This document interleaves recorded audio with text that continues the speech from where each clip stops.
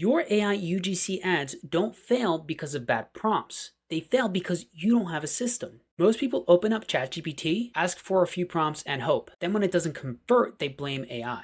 When the real issue is that there's no system connecting everything. In this video, I'm going to show you the exact system that I use to turn winning ads into repeatable AI UGC ads, step by step.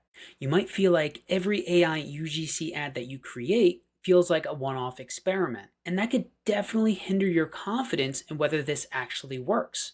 But I'm here to tell you the problem isn't your creativity, the problem is a lack of structure. This is one of the previous UGC ads that I created that I want to share with you. I used to think skipping breakfast would help me lose weight. All it did was leave me feeling drained and reaching for processed snacks. This year, I wanted something clean and simple that supports everyday wellness. Orgain has helped me stay on track with organic plant-based protein. So in the second prompt that I had done for this exact one, same look, same everything, and this is Sunny Sarah from my character, which I'm going to show you later in the video. Before we start touching tools, I want to show you the system from 30,000 feet. And this is the exact workflow that we're going to be using. But where we're going to start is finding the ads that are already winning from Facebook ad library. This is where we're going to find all of our competitors' ads, and we're going to be able to locate the ones that are actually converting and winning that we can duplicate. And there are tons of them to go through. This Airtable is connected to the workflow and where we're going to plug in the ad that we want to duplicate from the Facebook ad library. Also where we plug in our character that we create through Sora, our brand messaging, and when we run the workflow by clicking start, it's going to generate these prompts that we're going to feed into Sora. And each one of these has a reference to the character that we've created, our brand messaging, and total context from the ad that we copied from the library. And Sora 2 is where we're going to be running our video generation. You can use Kai API. It's pretty cheap. It's 15 cents per 10-second video. So each one of the prompts that we get from our workflow that's in our Airtable, we plug in here and it would create the videos for us. And ultimately, this NAN workflow connects all the pieces for us. How exciting. And the first thing is the webhook, which is connected to the workflow from here. And you would just edit the field with the development link or the production link, plug it in here. So every time we click it, it's going to activate our workflow. And what it's ultimately going to pull, which I'll show you in the next node, is the original ad URL for Gemini to analyze the video. It's going to pull from table 1 from our Airtable records. And then Gemini is going to analyze this video with this prompt, and it's all built out for you. So you don't have to really worry about anything. The template, you can find it in my Skool, the link's in the bio. But this is going to lay out the entire framework for our video, scene by scene, for the 5 scenes. Because to most people, it seems close near impossible to create 5 scenes with AI, with character consistency, same clothing, same setup, environment, product. It's a mess. So this prompt organizes it and will analyze the video to gather all these details to push it further down the pipeline in this workflow. I suggest reading through this. If you'd like to edit it, you're more than welcome to, but it's already set up for you. And it's pretty extensive because we need to be specific if we want this to be consistent. After the video is analyzed, it's going to run it through ChatGPT, and it's going to send the data from the analyzed video, product messaging that we had on the Airtable, and it's going to reference the character that we also added. And this is the part where it's going to recreate all the knowledge that it got from the analyzed ad that we put in and create prompts for each scene that we're going to recreate. It includes all the cinematography that you need, the camera, framing, motion, depth of field, all that good stuff to really make sure that the quality is there. And the cool part is that it's going to help you create B-roll for your ads as well. So everything is taken into consideration when you're going to be running this automation. Again, read through it, edit it if you like, but it's set up for you so you don't have to worry about anything. Of course, it's going to parse the data and then it's going to update our records so that we have all of our 5 prompts here.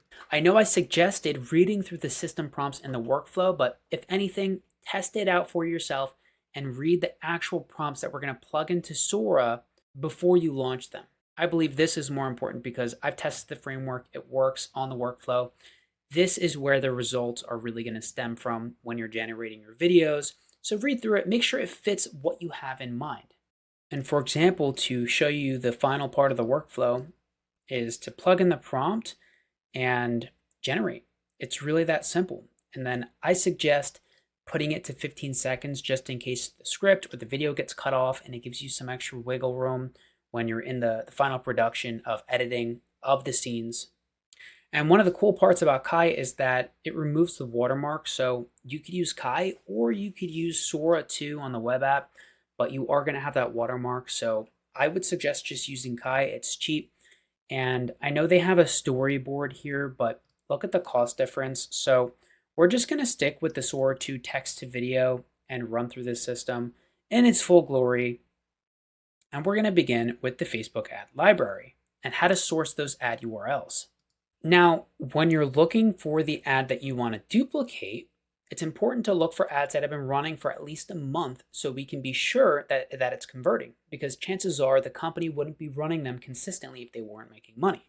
And the second thing to keep in mind is having an eye for the industry or niche you're looking to replicate, right? Because if you're in this industry, you probably have an eye for what's going to pull you in and what's going to actually convert. So I can't teach you that, but if you're in the space you're in, I'm sure you know. So just for the sake of saving time, I'm going to show you how to find the URL of this video here. And what we're going to do is we're going to click See Summary Details. And this part may get a little laggy, but you're going to right click, click Inspect. You're going to click Network. And then what we're going to do is we're going to click the video and you're going to see the URL pop up. Let's go to the bottom. Do you want a protein powder with ingredients that you can actually... All right. So it's going to give you this link here. Going to come up to the bar, we're going to search it, and now you have the video link that we can plug into right here. So that's the first part, sourcing the ad that we want to replicate, getting the link and plugging it in here. The next thing is creating your AI character.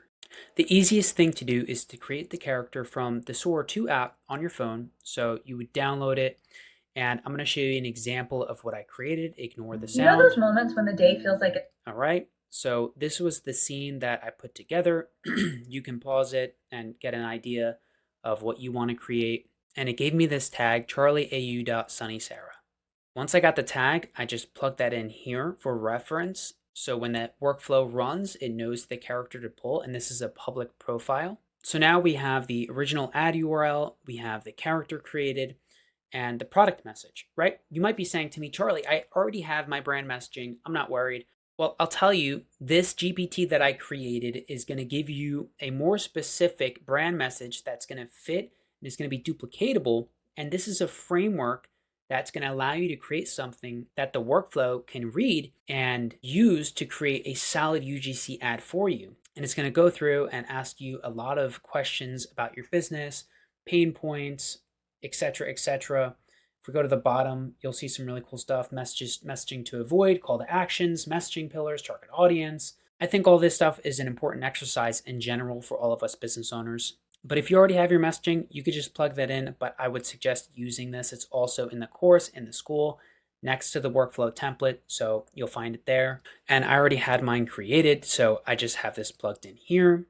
So once you have all of these, you would be able to click Generate Prompt, and it would run the workflow. You just want to make sure that the field is correct. So we come here, look at the field, and I think this was on test. Okay, so right before the question mark, come over here. We're going to do production URL. Click that, come back here, paste it, save. Once you've got that saved, you'll be able to start the workflow right from that button. But I want to show you what the actual character that I created looked like and what the ad looks like again, so we can get an idea before we generate anything. You know those moments when the day feels like it's running you instead of the other way around? I was in the middle of one of those, and I just parked here to breathe for a second, and I realized, wow, I actually get to choose. Okay, so we have an attractive looking girl in our character, and this is the actual ad that we took. Do you want a protein powder with ingredients that you can actually pronounce that doesn't taste like chalk? That was me until I found Purish. So the Purish protein without all pronouncer ingredients perfectly. I'm looking for a clean protein. Okay, she didn't have any B-roll, but that's fine. But we could see what we're trying to replicate here. So now we could just click Start. It's going to say it started. Okay, so now we're going to let it run.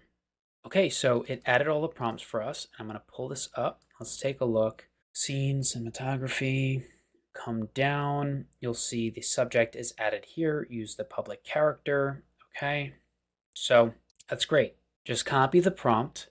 And let's come over to Sora now. There's going to be a little bit of waiting now. We plug in the prompt, and we're not going to put anything here.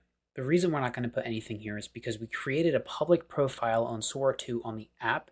They have a character creator here inside the platform itself, but we're just going to pull the character that I created already. I'm going to leave it on landscape, 15 seconds, remove the watermark, and then I'm going to click run. It's going to take a little bit of time. All right, so I have prompt 1 that's still loading, and I tried it twice, and it's taking a long time, but I got prompt 2 to load. But just for the sake of concluding this video, because the tutorial from A to Z has been accomplished, I'm just going to show you the original versus the creation. You want a protein powder with ingredients that you can actually pronounce that doesn't taste like chalk. That was me until I found Purish. So the Purish protein powder, especially in the chocolate, is so amazing. It tastes just like Nesquik without all of the garbage ingredients. You can actually pronounce every single natural whole food ingredient that they have. Everything's organic, no filler ingredients, no garbage, no nonsense. It's smooth, it mixes perfectly, and there's no weird aftertaste. If you've been looking for a clean protein that tastes amazing. So This year I wanted something clean and plant-based. Orgain has helped me feel good about what I'm putting in my body. part of the video, at the end of it, it's not really clear. I know there might be some mistakes here, but you guys can run the prompt through multiple times until you get a fit that you like. And a lot of the work is going to be done on the back end once you have all your scenes in the final production and in your editing. I hope you guys got the value that you needed from this video. If you'd like to see more content like it, subscribe and consider joining the Skool where you can grab the template for this workflow as well as the Airtable base. I will see you guys on the next one. Thanks for watching.